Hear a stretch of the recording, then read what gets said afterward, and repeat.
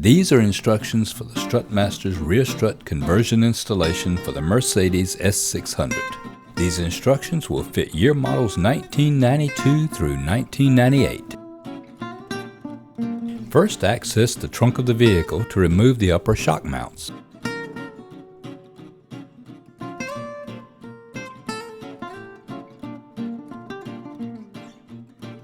The rear trimming will also need to be removed to gain access to the upper shock mounts.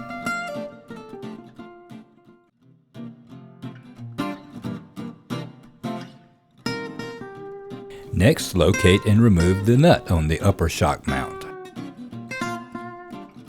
This nut needs to be removed before raising the vehicle.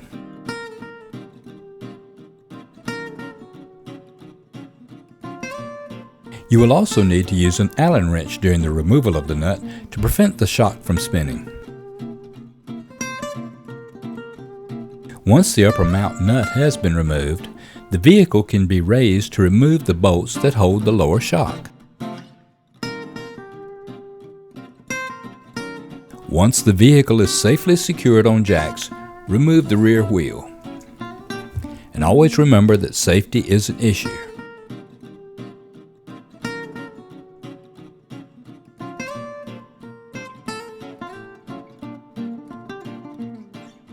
Using a flat screwdriver, pry off the hydraulic valving bracket.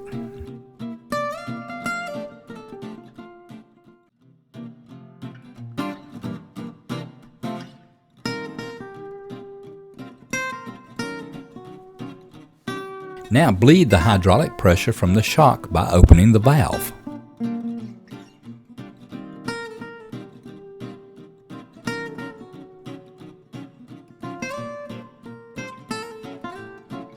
Once all of the hydraulic fluid has been drained from the shock, close the valve and remove the bleeding tube.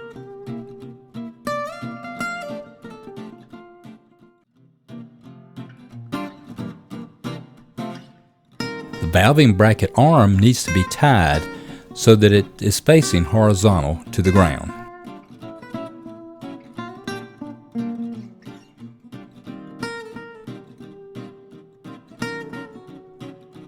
This procedure prevents pressure from building in the hydraulic line due to the removal of the hydraulic shock.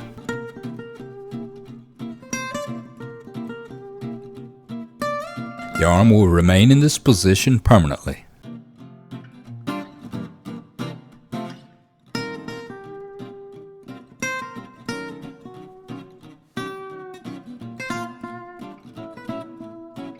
Now remove or cut the shock hydraulic fluid line from the fitting that's located at the chassis.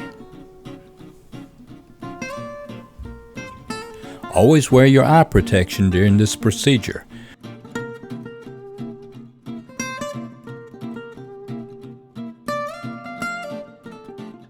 Pressure may still be on the line, causing residual hydraulic fluid to spray when removed from the fitting.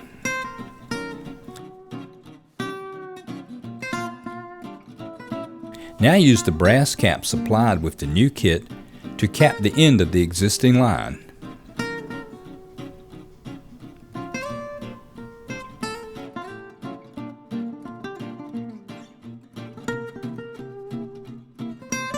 Attach a spring compressor to the factory coil spring, then remove the nut and bolt from the lower shock.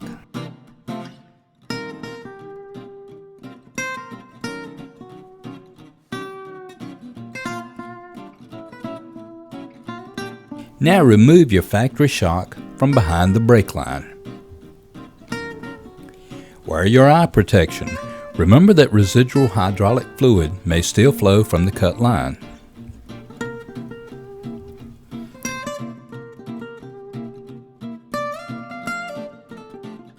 Now attach the second spring compressor onto the factory coil spring.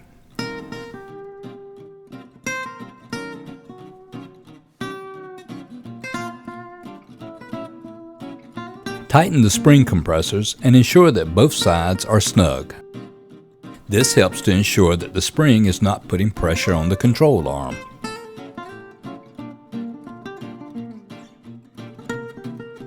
Now remove the nut to the upper sway bar mount.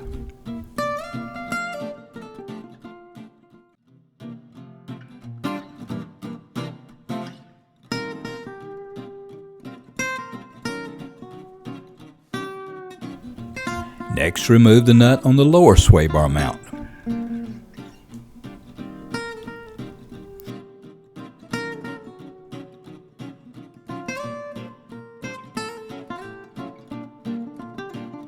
Using a flat screwdriver, remove the sway bar.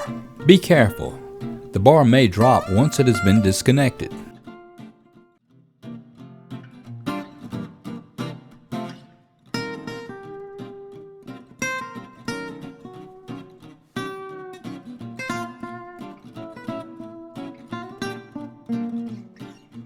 Use a jack stand and raise the lower control arm about 1 to 2 inches.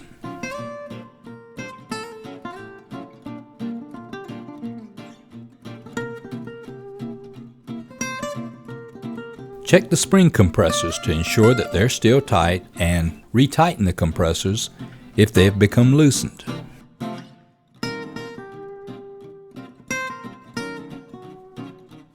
Now remove the lower control arm bolt.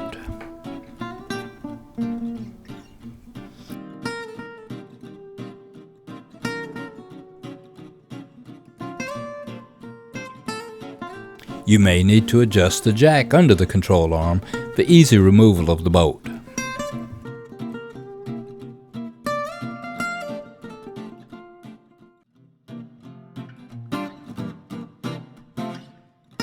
Pull the hub assembly away from the lower control arm.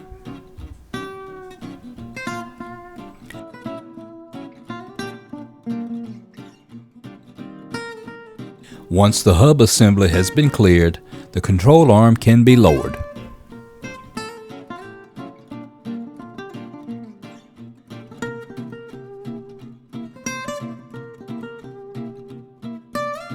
The coil spring is now ready for easy removal from the vehicle.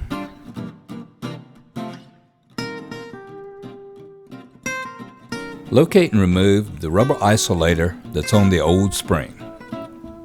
The isolator may be stuck to the vehicle if it's not located on the spring. Keep the isolator since we'll be using it with the new spring.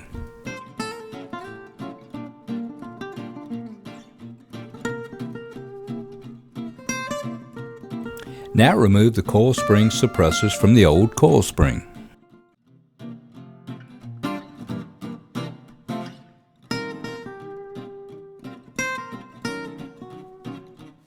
Remove the strut assembly from the box and confirm that there are 2 of each item that comes with your kit.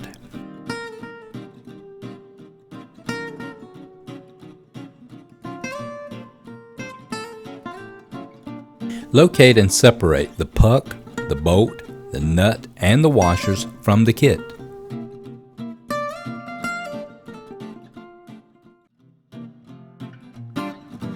Now place the 2.5-inch washer and the bolt into the pocket that's underneath the control arm.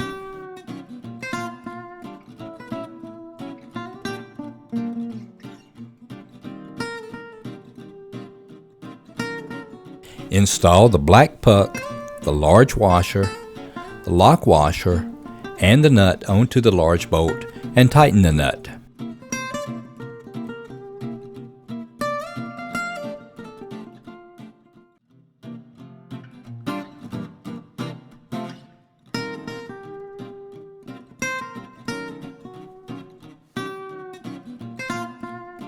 Take the new spring foot that is included in the kit with the spring step facing inside the vehicle and place it directly over the puck.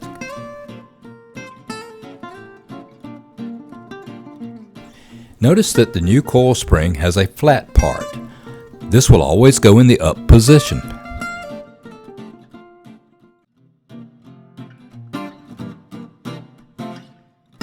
The old isolator is going to fit on the top of the coil spring, and always position the lower coil spring to fit right into the step of the new foot.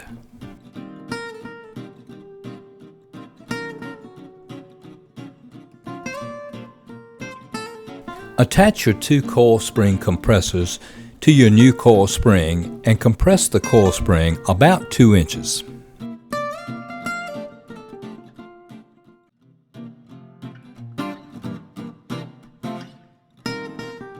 Now install the new coil spring into the vehicle, going behind the brake line and onto the lower control arm.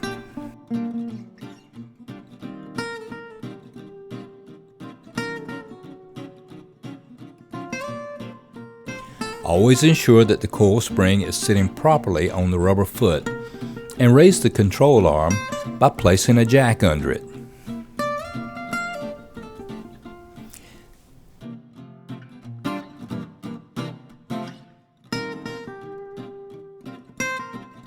Once the control arm has been properly aligned, insert the bolt to reattach the lower control arm to the hub assembly. Now remove the jack and ensure that your spring is in the correct position on the rubber puck. After you have ensured that the coil spring is in the proper location, remove the coil spring compressors.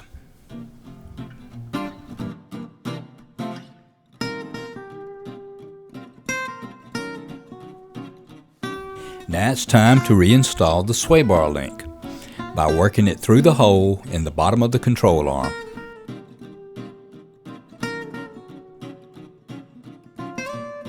First, reconnect the bottom of the sway bar link, then jack the control arm up to connect the top of the link.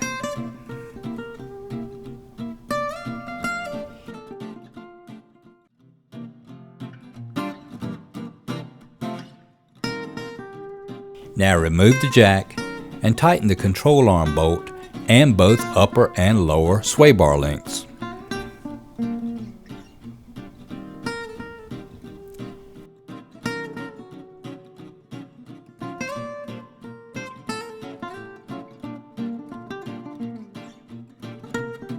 Now take your new shock and put it behind the brake line, into the tunnel, and back down into the control arm.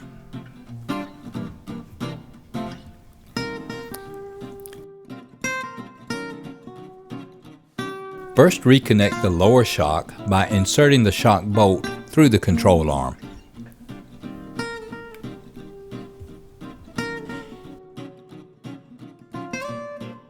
Now attach the rear wheel and lower your vehicle. This will allow the top of the shock to insert itself through the hole. Before the vehicle has been completely lowered, have a partner go to the trunk and help to guide the shock pin through the hole.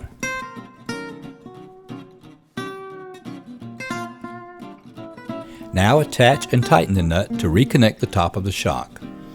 Remember that an Allen wrench is needed to keep the shock from spinning.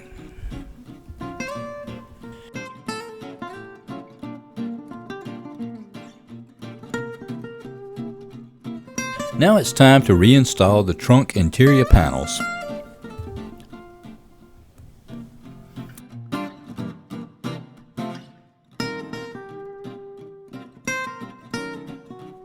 After completing the Strutmaster strut conversion, always ensure that the reservoir for the power steering hydraulic fluid is topped off.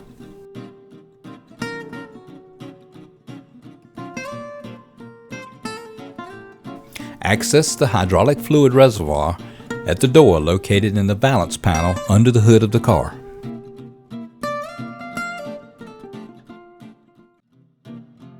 While the engine is running, pull out the plunger and check the fluid level to ensure that the fluid is always at its proper level.